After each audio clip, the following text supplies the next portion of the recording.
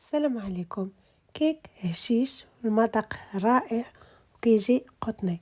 غادي نحتاجو 3 ديال البيضات بحرارة المطبخ، شوية ديال الملحة، كيس ديال الفاني، كاس ديال السكر، من الأحسن تكون سنيدة رقيقة باش تذوب دغيا، كاس ديال الزيت، العبار بكاس ديال العنبة.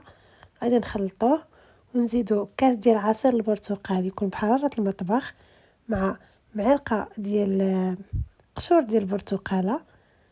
وغادي نخلطو ونضيفو الطحين مع 14 غرام ديال الخميرة، نخلطو غير بشوية حتى نحصلو نكتبو رقم 8 على الوجه ديال الكيك. الا بقى لنا واضح بحال هاد الشكل اللي كتشوفو صافي، غادي نحبسو التحراك ونديروه في احسن مول ديال الكيك، هو الكيك ديال لامينيو. ندخلوه للفران، ما نحلوش الفران حتى دوز نص ساعه او لا حتى تطلع الريحه ديال الكيك، وغادي نحمروه وعاد داك الساعه نخرجوه نخليوه حتى يبرد وتاكلوه بالصحه والراحه.